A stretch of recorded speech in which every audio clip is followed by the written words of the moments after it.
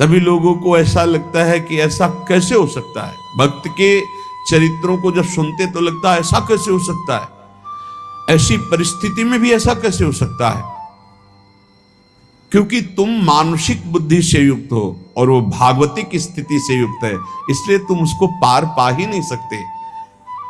जब तुम अपना जीवन श्यामा श्याम के चरणों में समर्पित कर देते हो हृदय से, फिर उनकी कृपा से सब विघ्न दूर हो जाते, एक अपार मस्ती रहती है।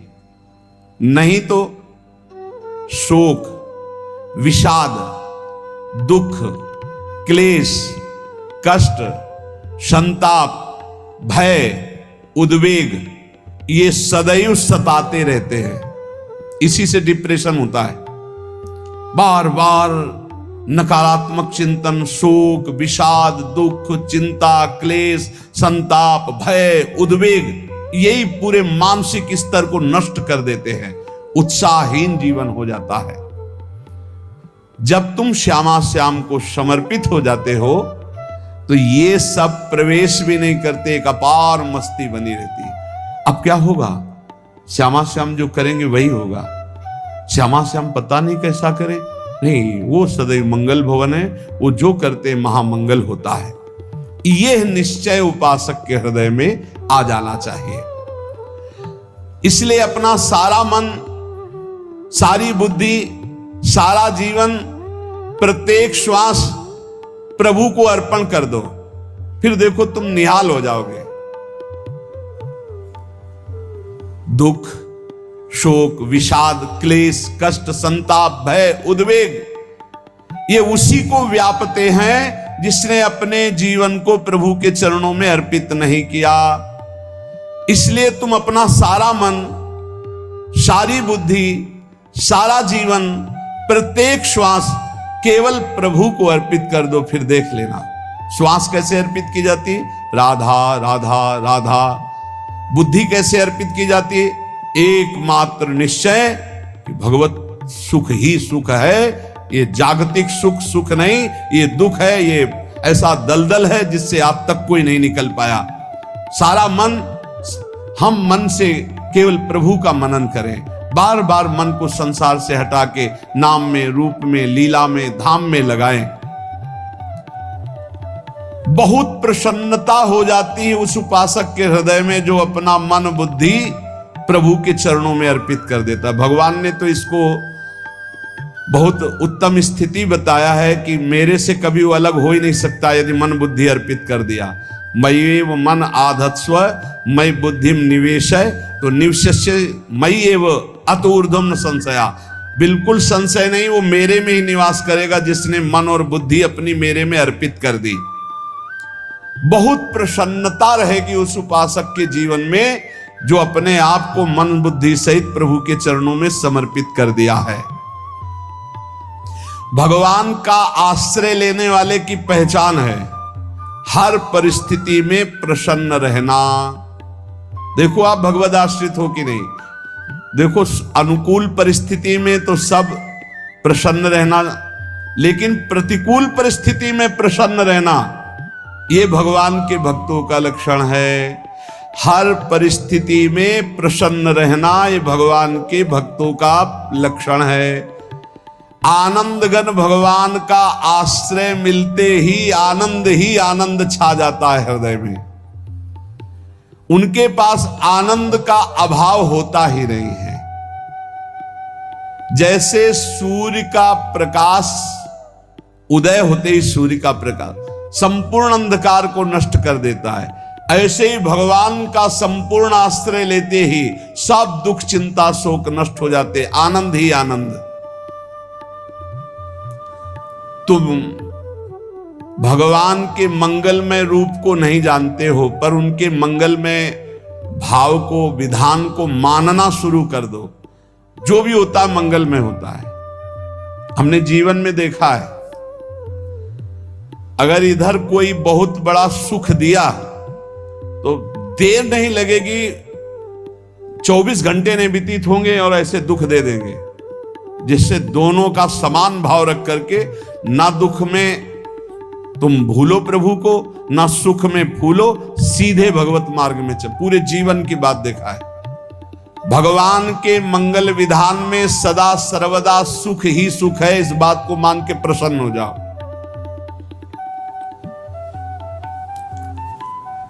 जब भगवान का भजन करने वाले की तन्मयता बढ़ती है भजन में, तो द्वेषी जन अपने आप तैयार हो जाते हैं। भक्त कभी किसी से द्वेष नहीं करता, अपने आप वो द्रोह करने लगते। तो नरसिंह मेहता जी से बहुत गांव के कई लोग थे जो जलते थे, ऐसे जलते थे कि अब क्या करें, कैसे मिटा दे नरसिंह मेहता जी को। अब उपाय तो मिल नहीं रहा था। तो एक दिन संतों की मंडली आई और उन्होंने कहा कि हम रास्ते में कोई चोर आदि धन ना ले ले, इसलिए यहां से किसी की हुंडी चलती है क्या द्वारिका में? पहले ऐसा था। बोले हाँ हाँ, हमारे यहां बहुत बड़े सेठ हैं नरसिंह मेहता जी, पर आप कहोगे वो मना कर देंगे। कई बार कहोगे, अगर वो स्वीकार कर ले तो वहां। और उनका लक्ष्य था कि नरसिंह मेहता जी की तो खाने की भी सुविधा नहीं थी, हुंडी कहां की बात आई। उनका था कि जब वो ना कहेंगे तो संत जन नाराज हो जाएंगे, अगर हाँ कह दिया तो वहां हुंडी चुकेगी नहीं, तो संत जन अपने आप इनको शाप दे देंगे, अपराध बन जाएगा, ये नष्ट हो जाएंगे। संतों को भेजा नरसिंह मेहता जी ने, सबकी दंडवत की, चरण पखाड़े। तो उनका ये इतना रुपया है, द्वारिका में साधु सेवा हम करेंगे, वहां तुम्हारी हुंडी चलती है, तो आप अरे उनका आप कहाँ भूल रहे हो, यहाँ खाने की भी व्यवस्था। बोले हमें सब पहले से बता दिया गया कि आप मना करोगे, बार बार मना मत करो, हमें पता है। तो उन्होंने ठाकुर जी की तरफ देखा, बोले क्या लीला है प्रभु, संतों से हम क्या कहें, ये ले रुपए। उस समय स्वर्ण की मोहरें चलती थी, बेच के बाजार से खूब उन संतों को पवाया, उन्हीं संतों की सेवा की। और उनका अपने सेठ का नाम तो बताओ जहां हमें जाके हुंडी मिलेगी। सेठ सावल सा सेठ। संत जन गए वहां, पूछा कि नरसिंह मेहता जी का जिन सेठ से परिचय, उनका नाम सावल सा सेठ, उनकी गद्दी कहां है? तो जो कुछ भक्त थे वो द्वारिकाधीश की तरफ संकेत करते कि वही है। बोले नहीं नहीं, वो सेठ है, उनकी गद्दी चलती थी। पूरी बाजार में कहीं कोई। अब संत जन एकांत में होकर के बहुत विचलित हुए, क्या हमारे साथ धोखा हुआ? नरसिंह मेहता जैसा संत क्या धोखेबाज हो सकता है? देखो, संशय तो बहुत विचित्र होता है, बड़े बड़ों को संशय हो जाता है। जब भगवती सती जी को संशय हो गया, राम जी को, हे खग हे मृग हे मधुकर श्रेणी, ऐसा पूछते हुए कि सच्चिदानंद कैसे हो सकते, तो किसी को हो सकता है, क्योंकि वो बुद्धि की अधिष्ठात्री देवी है। जो ही उनके मन में ऐसा आया कि क्या हमारे साथ धोखा हो रहा है, इतने में ही देखा जय हो सावल सा सेठ की। वो कहा सावल सा सेठ? तो देखा बढ़िया मुनीम जी उनके साथ, और सेठ बस्ता लिए हुए मुनीम जी, सरकार इधर से चलो। तो उनका सावल सा सेठ आपका नाम है? संतों ने कहा। बोले हाँ। बोले नरसिंह जी? हाँ। बोले आपकी हुंडी आ गई है। हुंडी एक कागज में लिखा कि ये हमारे सेठ जी को दे देना। वैसे लोग मुझे माखन चोर कहते, कोई कुछ कहता है, लेकिन आपने सेठ बना दिया। जब आपने सेठ बना ही दिया तो आप कभी परवाह मत करना तुम। और ये सेवक आपकी सेवा में सदैव तत्पर है, भगवान ने ऐसा लिखा। जो भगवद आश्रित है, एक बार ये चलता रहता है, जो संत जन होते हैं उनके विरोधी अपने आप बन जाते हैं, किसी से कोई मतलब नहीं, अपने आप विरोधी बन जाते हैं। कबीरदास जी का पूरी काशी में यश था। भजन करने वाले महापुरुषों का यश बढ़ता है जब, तो जो भजनहीन होते हैं उनके हृदय में जलन पैदा हो जाती है, और वो उनको विविध प्रकार से फंसाना चाहते हैं, उनको कष्ट देना चाहते हैं। तो कबीरदास जी के यश को धूमिल करने के लिए कुछ ब्राह्मणों ने एक रचना रची, मूड़ मुड़ा के कबीरदास जी के शिष्य बन करके पूरी काशी के सब आश्रमों में निमंत्रण दे आए। कल भंडारा है, संत सेवा है, सबने स्वीकार किया। कबीरदास जी अपनी दिनचर्या करके निकले तो संत मंडली आने लगी। बोले कै बजे सेवा है? साधु सेवा। बोले कौन सी साधु सेवा? बोले कल आपके शिष्यजन निमंत्रण दे के आए, पूरी काशी के सब संतार हैं। कबीरदास जी ने कहा यहाँ तो एक की भी व्यवस्था नहीं, पूरी काशी के संतार है। अच्छा समझ में आ रहा है, लीला बिहारी तुम लीला करना चाहते हो। गए अपना निकल गए गंगा किनारे, एक झाऊ के नीचे बैठकर अपना भजन ध्यान में मगन है। 11-12 बजे तो उन्होंने देखा संतों की मंडली, काशी तो बहुत। कबीरदास जी ने देखा कि आश्रम की, तो बोले पता नहीं क्या होगा, चलो चलते हैं। तो ऐसे गमछा वस्त्र करके ऐसे डालकर मुंह ढक करके, वहां बड़ी बड़ी पंगत लगी थी। कबीरदास जी सबको पाओ जी पाओ। कबीरदास जी के रूप में स्वयं भगवान पाओ जी। कबीरदास जी ने कहा अच्छा जब स्वामी परस रहे तो हम भी बैठ के पा ले। तो जब उसी पंगत में बैठ गए अपना कपड़ा ढक करके, और जब मोहरे की दक्षिणा दे रहे थे सब लोग कि वाह कबीरदास जी ने आज तो साधु से सबको। जब कबीरदास जी के सामने आए तो ऐसे मुंह ढके, बोले देखो जो मेरा होता है उसे मुंह छुपाना नहीं पड़ता, मुंह ढकला नहीं पड़ता। लो दक्षिणा, तुम भी दक्षिणा लो। कबीरदास जी को कबीरदास जी दक्षिणा दे रहे, वो कबीरदास जी है भगवान, और ये पाले वाले कबीरदास जी है भगवान के जन। कभी भगवान अपने अरे जमाने जोर लगा ले, कितना जोर लगाएगा, भक्त और भगवान का झंडा कभी न झुकने पाएगा। बिल्कुल चिंता शोक भय उद्वेग रहित जीवन भगवद आश्रित, तुम भगवान के मंगल विधान में सदा सर्वदा प्रसन्न रहो। अब ये विचार कर लो कि भगवान जो करेंगे तुम्हारा मंगल करेंगे। अब थोड़ा ऐसा बीच में लगता है कि अमंगल हो रहा है क्या, लेकिन पक्का समझो बहुत बड़ा मंगल उनका विधान होता है, बहुत ही उत्तम मंगल होता है भगवान के शरणागत का। भगवान हमारे विचारों वाले नहीं हैं, हमारे विचार प्राकृतिक है, भगवान के विचार चिदानंदमय हैं। वो अपने विचार से हमारा मंगल करते हो, हम अपने विचार से मंगल चाहते हैं। भगवान के विचार से मंगल ही हमारा होगा, इसलिए कभी हमको चिंता शोक भय नहीं करना चाहिए। भगवान की ओर से कभी तुम्हारे लिए ऐसा विधान नहीं होगा कि तुम दुखी हो जाओ, बस तुम्हारी सोच हो सकती है, उसका परिणाम बहुत मंगल होगा। जगत की ओर से निराश हो जाओ, किसी से आशा मत रखो, फिर आप देखो आपका जीवन कैसा आनंदमय व्यतीत होता है। ये जो जगत की आशा है यही दुख प्रदान करती, सच्ची जगत की आशा ही दुख प्रदान करती है। अगर जगत से कोई संबंध न रखा जाए और भगवत भाव में रहकर तो बहुत अच्छा जीवन चलेगा। अपने कर्तव्य का पालन करो, परिवार को भगवत स्वरूप मानकर पोषण करो, किसी से कोई संबंध मत रखो, कोई आशा मत रखो, यही अध्यात्म सिखाता है। अपने आप भगवत स्वरूप, सबका व्यवहार मंगलमय और आपका जीवन मंगलमय। अपने घर में ऐसे रहो जैसे किसी अतिथि के घर में रह जाता है, चलना है यहां से जाना है। कौन रहता है अपने घर में अतिथि की भांति? भगवान का भक्त। जाना है यहां से, अपनी प्रिया प्रीतम के पास जाना। ये हमारा घर नहीं है, यहां तो हम समय व्यतीत कर रहे हैं, अपनी आयु व्यतीत कर रहे हैं भगवत आराधना करते हुए। हमें जाना है प्रिया प्रीतम के पास। वास्तविक घर भगवान का धाम है हमारा, वास्तविक घर वाले प्रभु हैं हमारे। जो नित्य सच्चिदानंद भगवान के चरणों में अपने चित्त को समर्पित करता रहता है, उसको यह अनुभव होने लगता है कि बड़ी कृपा है हमारे ऊपर भगवान की, बड़ी कृपा है हमारे ऊपर। सर्वसमर्थ परम सुहृद भगवान ऐसे भक्त के ऊपर हर समय वरद हस्त रखे रहते हैं। ये केवल प्रवचन नहीं, सच्ची बात मानिए। ऐसे भगवान का वरद हस्त हर समय रहता है। जब भगवान की छत्र छाया में भक्त अपने को देखता है तो आसपास घोर विपत्तियों का भी समुदाय हो तो भी वो आनंद में मगन रहता है।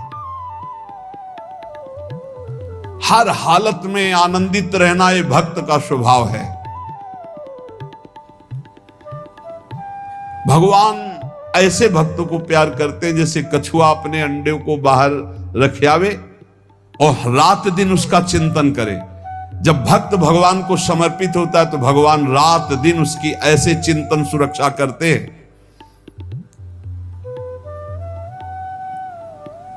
अभय, ये दैवी संपदा का पहला गुण है। ये भगवान के शरणागत पर जागृत हो जाता है, वो भयभीत नहीं होता, किसी भी उससे भयभीत नहीं होता। यही डर ही डरपि हरिवंश हित, जिनो भ्रमय गुण सलिल पर। इस डर से डरते रहना चाहिए कहीं गुण रूपी पानी में फिसल न जाए, नहीं तो गलती हो सकती है। साधक सावधान रहे। ये अभय दैवी संपदा का सबसे बड़ा गुण है। जो भयहारी भगवान की शरण में आ जाता है तो उसके अंदर ये अभय प्रकट हो जाता है। अगर कहीं तुम्हें एकांत में भय लग रहा है, एक आदमी तो एकांतिक में आए थे, वो कह रहे थे कि हमें हर समय भय लगा रहता कि कोई हमारे पीछे है, अंधेरा तो लगता कोई खड़ा है, मैं जीना मुश्किल हो गया, ऐसा भय। देखो ये मन कैसा है, भगवान से विमुख होने पर कैसे डरवाता है। वो कह रहे हर समय मुझे डर लगा रहता है, कोई सामने खड़ा है, कोई पीछे खड़ा है, ऐसा भय लगने लगता है। और जब भगवान की शरण में आ जाते हैं तो ये अभय स्थिति हृदय में जागृत हो जाती है। कोई भी भय आसपास आ ही नहीं सकता, यहां तक कि नरक का भी भय खत्म हो जाता है जो भगवान की शरण में है। महापापी भी पुण्यात्मा महान भक्तों के समान वो उत्तम गति को प्राप्त हो जाता है जो भगवान की शरण में हो जाता है। पर ये जो भोगों का आश्रय लिए हुए हैं, मनमानी आचरण कर रहे हैं, ये कभी उस अभय को जान ही नहीं सकते कोई अभय पद है क्या। इनको तो कदम कदम पर शोक, भय और दुख की प्राप्ति होगी, कोई बचा नहीं सकता। जो भोगों में लगे हैं, मनमानी आचरण कर रहे हैं। अगर निर्भय होना चाहते हो, परम सुखी होना चाहते हो तो भगवान के शरणागत हो जाओ। सारे जगत को अभय दान देने वाले भगवान हैं। भगवान का एक प्रण है, ममपन शरणागत भयहारी। जो मेरी शरण में आ गया उसके भय का मैं नाश कर देता हूं।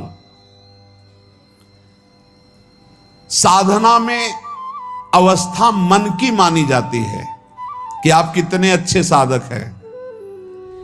यदि आपका मन भगवदाकार है, हर समय भगवत चिंतन चल रहा है, आपके स्वप्न भागवतिक आ रहे हैं, आपके विचार भागवतिक हैं, तो आपकी अच्छी साधना हो रही। और यदि आपके स्वप्न गंदे आ रहे हैं, क्योंकि स्वप्न में मन का ही सारा खेल होता है, और आपकी चिंतन वृत्ति वासनात्मक चल रही, तो अभी साधना का प्रभाव मन पे नहीं पड़ा है। जिसका मन हर समय भगवत चिंतन करता रहता है, वो जीते जी जीवन मुक्त हो जाता अनुभव होता है। जैसे किसी ने कहा कि हमें कैसे पता चलेगा कि हमारा काम हो गया है, तो जैसे आप भोजन पा लेते हैं तो किसी दूसरे से गारंटी थोड़ी लेनी होती कि हम छक गए हैं क्या, आप जरा बताना हम छक गए हैं क्या। नहीं, अपने हृदय में आ जाता है कि अब मैं तृप्त हो गया। ऐसे ही अपने हृदय में आ जाता है कि मेरा काम हो गया, अब मेरा जन्म नहीं होगा। ये हृदय में आ जाता है, अपने आप अनुभव में आ जाता है। जब स्वरूप बोध होता है तो किसी और से सलाह थोड़ी लेनी होती है, वो अपने आप अनुभव में आ जाता है। हाँ, यदि गुरुदेव का वर्ण नहीं किया है तो फिर आपको किसी न किसी गुरु से प्रमाणित करवाना पड़ेगा। और अगर गुरुदेव का वर्ण किया है तो वही मंत्र, वही नाम, वही गुरु शरणागति आपको अंदर से पुष्ट कर देगी कि आपका काम हो गया है।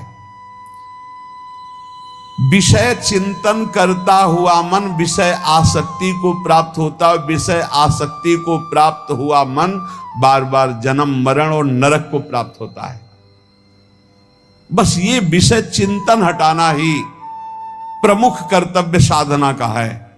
बार बार मन को विषयों से हटा करके प्रभु के नाम में लगाओ, प्रभु के रूप में लगाओ, प्रभु की लीला में लगाओ। 3 प्रकार का चिंतन होता है। एक असत चिंतन, जिसे पाप कहते हैं, जिसे अशुभ चिंतन कहते हैं। एक सत चिंतन जिसे पुण्य कहते हैं, जिसे शुभ चिंतन कहते हैं, और एक भगवत चिंतन। पाप चिंतन, अशुभ चिंतन, पुण्य चिंतन, शुभ चिंतन, ये दोनों संसार में बांधने वाले हैं। संसार से मुक्त नहीं हो सकते शुभ चिंतन करके। पुण्य का प्रताप आपको देवलोक आदि के भोग भुगा सकता है, भगवत प्राप्ति नहीं। लेकिन भगवत चिंतन से आपके शुभ अशुभ दोनों का नाश होकर भगवत प्राप्ति हो जाएगी। अब आप देखो अपने मन में कि अधिक समय आपका भगवत चिंतन होता है, शुभ चिंतन होता है, कि पाप चिंतन होता है। प्रारंभ में तो सपोर्ट करने के लिए कहते हैं मन लगे ना लगे आप नाम जप करो, लेकिन जब उसकी कसौटी होती है भक्त की, तब मन ही से होती है। अगर मन आपका पाप चिंतन कर रहा है, अशुभ चिंतन कर रहा है, स्वप्न गंदे आ रहे हैं, अभी आपके ऊपर रंग नहीं चढ़ा भक्ति का, भजन का रंग नहीं चढ़ा। जब शुभ और अशुभ दोनों चिंतन छूट जाए, केवल भगवत चिंतन हो। असत चिंतन, अशुभ चिंतन तो साधक का होने न पावे, ऐसे बचावे। क्योंकि जितना अशुभ चिंतन होगा वो आपको भ्रष्ट करेगा, पक्का करेगा। अशुभ चिंतन से तो भयभीत हो जाओ। जहां पाप का चिंतन, गंदी बातों का चिंतन हो, भयभीत हो जाओ, पुकारो प्रभु को, राधा राधा राधा राधा। ये अशुभ चिंतन आपको दुख, विपत्ति, चिंता, शोक में फंसा देगा। और शुभ चिंतन ये कोई खास बात नहीं, ये दुख तो नहीं देगा आपको, पर फंसा ये भी देगा, लोक लोकांतर के सुखों में फंसा देगा। तो ना हमें शुभ चिंतन करना है, ना अशुभ चिंतन करना है, हमें भगवत चिंतन करना है। भगवत चिंतन में ऐसा तेज प्रकट होता है ज्ञान का, जैसे सूर्य के प्रकाश में रस्सी में सांप का जो भ्रम हो जाता है वो नष्ट हो जाता है। जहां सूर्य उदय हुआ दिखाई देता है रस्सी है, ऐसे जो भगवान में संसार का भ्रम हो गया है, राग द्वेष मान अपमान निंदा स्तुति, ये ज्ञान में सब नष्ट हो जाता है। तो ये ज्ञान प्रकट होता है भगवत चिंतन से। भगवत चिंतन से अज्ञान अंधकार का नाश होता है और समस्त दैवी संपदा के गुण उसमें जागृत हो जाते हैं। दैवी देव संपदा, देव भगवान को कहते हैं। जहां दैवी गुण आए तहां भगवान का प्रादुर्भाव उसके हृदय में हो जाता है। फिर समझिए, चिंतन तीन प्रकार का होता है, एक पाप चिंतन, एक पुण्य चिंतन, एक भगवत चिंतन। जो भगवत प्राप्ति करना चाहते हैं उनका पाप चिंतन तो होने ना पावे, पुण्य चिंतन भी खास बात नहीं है, इसलिए हर समय भगवत चिंतन हो। भगवत चिंतन से ज्ञान प्रकाशित होता है और जैसे सूर्य के तेज से रस्सी में सांप का भ्रम नष्ट हो जाता है, स्पष्ट दिखाई देती रस्सी, ऐसे जगत जो दिखाई देता है स्पष्ट ज्ञान में दिखाई देता है। ये सर्वम खलमिदम ब्रह्म, ये भगवान है। दैवी कहते हैं देव संपदा को, देव संपदा अर्थात भगवान के भागवतिक गुण। जहां दैवी संपदा आती वहां भगवान प्रकट हो जाते हैं। जहां भगवान प्रकट होते हैं वहां परमानंद की बाढ़ आती है। पर ये ध्यान रखें, गुलाब का फूल कांटों में खिलता है, उसकी सुगंध लेनी, फूल लेना है तो कांटों से बचाकर। ऐसे ही जब आप भगवत चिंतन के लिए चलेंगे तो आपका चिंतन चुराने के लिए माया विविध नाटक करेगी, कांटे फैलाएगी। कोई तुम्हारी निंदा करेगा, कोई अपमान करेगा, कोई उपहास करेगा, तुम्हारी अव्यवस्था हो सकती है, तुम्हारी परिस्थिति बहुत भयावह हो सकती है। इन परिस्थितियों में भी भगवत चिंतन का तार ना टूटने पावे तो आगे गुलाब का फूल है। जैसे कांटे से बचाकर गुलाब का फूल लेते हैं और भगवद अर्पित करके सौरभ का सुख लेते हैं, ऐसे ही भगवान के प्रेमानंद का अनुभव करने के लिए संसार के कांटों से बचना होगा। और खिलेगा यही फूल संसार में ही, मनुष्य देह में, और योनियों में नहीं। भगवत प्राप्ति स्वर्ग में नहीं होगी, इसी मृत्यु लोक में होगी।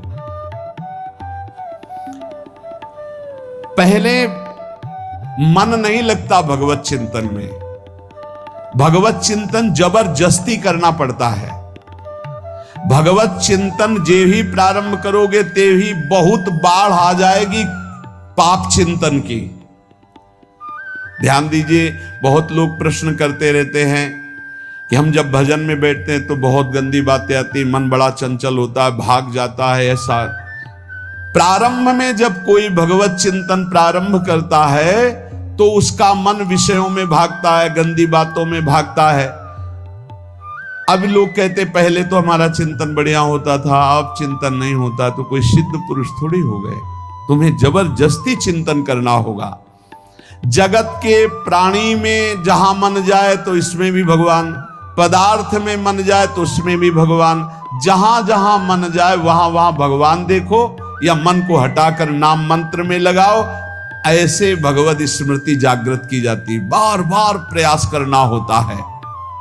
कई लोग ये प्रश्न करते हैं कि हमसे बड़े पाप हो गए तो क्या हमें भगवान की प्राप्ति हो जाएगी? तो यहां कह रहे हैं भगवान किसी के पूर्व जीवन को नहीं देखते हैं, वर्तमान के भजन को देखते हैं। पकड़ो इस बात को।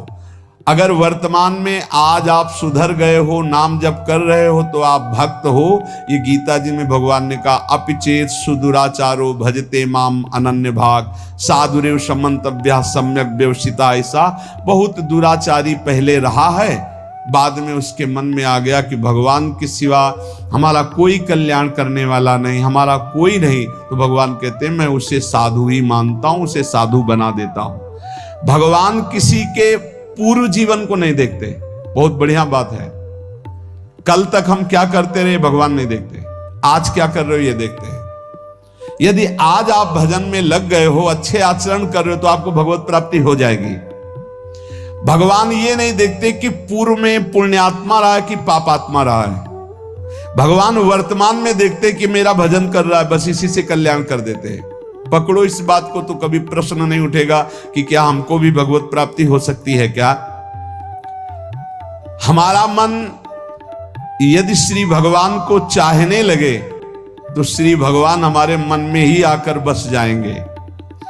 भगवान की रूप माधुरी में मन डूबने लगेगा। यथार्थ सत्य, जो भगवान से थोड़ा भी प्यार करने लगे हैं उनके हृदय में भगवान की, उनकी भावना के अनुसार झलक आने लगी है। हृदय में प्रभु के आते ही अनंत जन्मों के संस्कारों का नाश हो जाता है। इसलिए तुम अपने पहले वाले घृणित जीवन को याद भी मत करो और उसको सोचकर जरा निराश भी मत हो। अमावस्या में घोर अंधकार रहता है, पर प्रातः काल में अंधकार नष्ट हो जाता है। ऐसे ही नाम का उच्चारण करते ही तुम्हारे जितने पाप अंधकार हो सब नष्ट हो जाएंगे।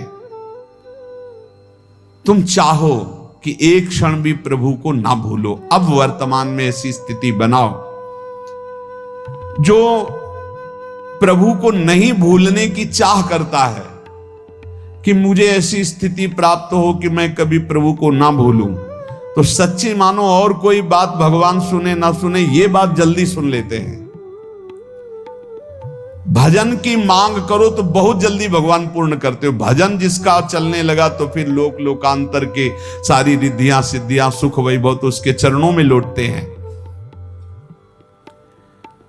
जब हम प्रभु से प्रभु का स्मरण न मांगकर भोग मांगते हैं तभी हमारा भजन रुक जाता है, भजन नहीं चल पाता। यदि हम प्रभु से केवल भजन मांगे तो विश्वास करो ब्याज में सब हो जाएगा। मूल भजन तो आपका बचेगा ही, ब्याज में लोक लोकांतर के भोग आपके चरणों में लुटते घूमेंगे। आप भजन करके तो देखो। अरे घिघियाने की जरूरत नहीं, किसी से मांगने की जरूरत नहीं, भजन करके देखो सब ठीक हो जाएगा, सब अपने आप बन जाएगा। हम बहुत बड़ी भूल कर देते हैं कि थोड़ा भजन करके प्रभु से कुछ सांसारिक वस्तुएं, स्थितियां, परिस्थितियां बदलने की मांग कर लेते